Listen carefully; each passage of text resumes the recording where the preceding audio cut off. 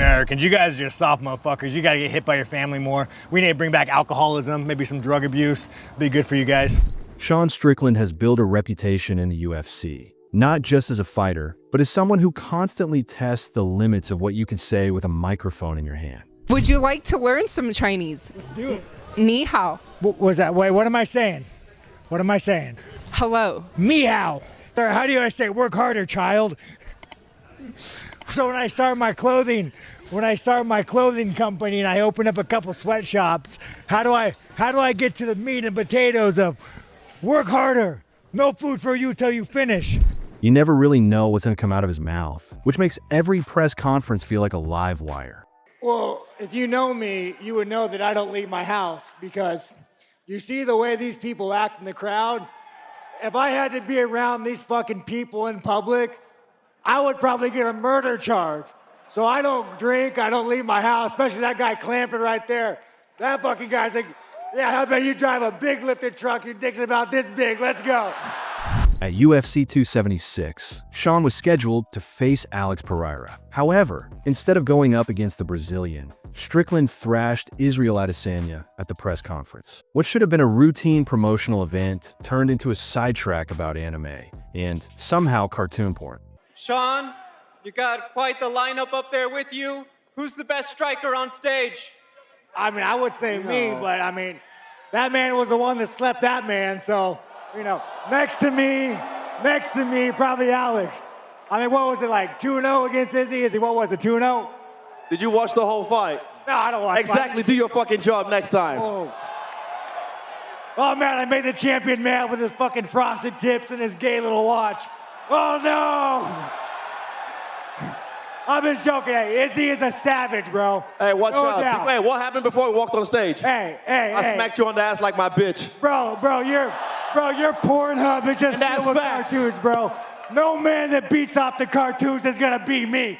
Bro, Calm trust down. me. If Calm down. I can tell you what, if you win this fight, when we fight, I knock you out, I'm gonna do a TikTok dance over your grave. Oh, fucking, look at this grown-ass man on fucking TikTok. And this wasn't the only time Sean went after Izzy. The two were scheduled to fight for the middleweight title at UFC 293, and during the presser, Sean accused Adesanya of doing things to his dog in what was probably the most bizarre and uncomfortable moment of the entire press tour. Hey, you know what? You know what, man? The moment I post a video of me jerking off my fucking dog, they will put some credibility to that. Fucking puppy porn, man. I had to double check that shit just to make sure it was legit. And it was legit. I followed Izzy for like a quick second just to double check. Motherfucker's real. Then, at UFC 297, things escalated further. Strickland was scheduled to defend his newly won middleweight championship against Dricus du Plessis, and during a press conference, Dricus made personal remarks about Strickland's past, referencing childhood trauma. You know, he said he's going to walk through me, and I'm glad that you know you won't finish me. You won't even get close. But don't worry. There won't be enough I don't gotta time worry for you to about think finishing. about Your it. coach will finish you in the back like you're fucking used to. Don't worry about that. You're gonna get fucking finished that night. Your coach got you. Bro, why are you so angry? Bro, you think your dad beat the shit out of you? Your dad doesn't have shit on me. I'm gonna show you what it's like to beat Dricus. you. I mean, every childhood memory you have is gonna come back when I'm in there with you. Every single one, the one where you lie in Dricus, bed at night, where your here's the dad thing, comes man. in and he beats the shit I out will of you. take your fucking soul. You understand me, you fucking pussy? Yeah, you fucking laugh, you. Yeah, oh, I got a nerve. I see I hit a nerve there. Yeah, you did hit a nerve, you fucking bitch. Go ice your ankle, you coward. Strickland responded by warning Dricus that if such topics were brought up again, he would take drastic measures. I actually sent him a message and I was like, dude, listen, Dricus, we're gonna go try to murder each other. But if you bring that shit up again, I will stab you. Yeah, I remember Press conference, weigh in. You bring that, like, I just told Dricus. I was like, you know Dricus. he's gonna bring it up. No, he was cool about it. He was cool. But I mean, again, I'm not telling you I don't want to fight you, Dricus. I'm not saying you're not a good fighter. I'm just saying that that's a line that when crossed, it transcends fighting to like, if I have, like I'm going to, if I go to Canada and you bring that up, well, guess what? I'm going to go to jail. They're going to deport me. And we spent 8 weeks of training doing for no reason. The tension didn't end there. The following day, at UFC 296, Strickland leaped over a row of seats and charged at Dricus, leading to a chaotic scene that had Dana White scrambling to maintain order. It's not like, and I try to tell people, like, I'm not necessarily angry. I'm not angry. Like I would love to fucking cut somebody open, and I'm not angry. Like, it just sounds nice. Like,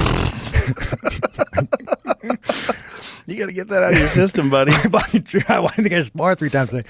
Yeah. Buddy, like, you got to understand, man. You got to understand, bro. You got to understand, like, people are like, oh, go to therapy. Like, your brain, dude, like, the damage is done, bro. It's unfixable. I think a lot of people, though, have these crazy homicidal urges, dude. I think we all want to fucking shank somebody, shift somebody. There's a lot of people out there that have that. Yeah, there's a lot of unresolved anger. And somehow, that wasn't the most unsettling thing he did. In interviews, he's talked openly about wanting to commit violence, even outside the cage. He's admitted on camera that if he weren't a fighter, he'd likely be in prison. Dealing with people who don't fantasize about murder sometimes, it's like I look at I look at you guys and I'm like, oh man, like man, you guys are some soft motherfuckers, you know? How often do you think about like murder? Oh, 24/7. But Like do you right have now? somebody? But the thing about it is, do you have someone specific? Let me tell you, dude, when you get raised in the level of violence that I got raised in, your brain can't shut it off. Like even you, bro. I look at you and there's an urge in me to like do a horrible act to you.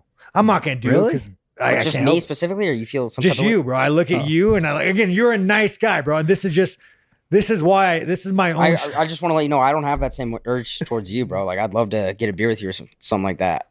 I have I can't turn it, bro. I can't turn off. Like What I can I have do an to urge, change like a that? small urge, like we talk about. I could just fucking like the corner of that desk. I keep looking at it. And I could just fucking picture just slamming a temple on it. Strickland doesn't use shock value to sell fights. It's just how he operates. There's no performance to it. He means what he says, even when everyone else wishes he didn't. At one point, he went off on a tangent about women's voting rights, calling it a mistake. We need to go back to like taking women out of the workforce. And maybe that's where we fucked up, you guys. We let women vote. No offense, but let me tell no. I want to tell you guys something. Think about America prior to women voting. They try to ban alcohol. I don't even drink, but I'm not trying to ban alcohol. So what you did, man, you let these women come in the workforce. Now we make less money. You got kids raising themselves on fucking TikTok. We need to go back to like 1942, especially after, maybe 1958 after we fucked up the Germans. We need to put women back in the kitchen.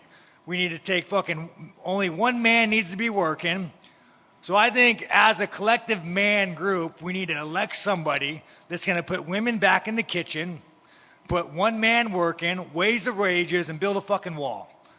In the gym, he doesn't tone it down. He spars with people the same way he fights. When YouTuber Sneeko stepped into the gym with him, Strickland didn't go easy. The clip went viral, not just because it was brutal, but because it looked like Strickland was having way too much fun doing it. Multiple clips show the same pattern. Strickland sparring with amateurs or influencers like their top-ranked opponents. It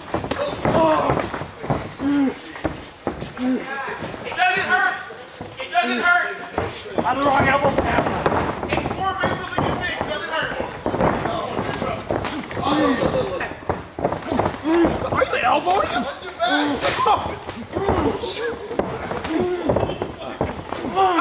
Okay. You gotta quit. He knows nothing. I said he. Okay. I can't hit my elbows, bro. And in a sport where most fighters stick to the script, Sean Strickland tore it up and made his own, one headline at a time. Like, there's probably nothing I could do where I would like lose sleep at night. Nothing. Nothing. Sociopath. No, I mean maybe like killing a family member or something, or like, yeah, there's probably nothing. I kind of want to find out. Like, I kind of be curious. Like, there's a part of me that like I would never want to do it, but like, is there something I can do that would like make me say, oh man, I don't like myself? Well, you're lucky you're in the right business. I'm kind of curious. Like, I wish like I could just do something super, super heinous. Just to see how you react to it. Just to see if I feel bad. Yeah, don't do that. Yeah. Don't do that. I get this voice in my head, dude. And you see my press conferences, I get this voice in my head. And I think it's like, I think the clinical term, it's like antisocial personality conduct disorder. So when you're a kid, you have conduct disorder, then it spirals in like antisocial personality disorder, and it's like it's borderline sociopathic. But one of the big traits is self-control. I have fucking no self-control, dude. Well, that's also a factor of getting hit in the head a lot.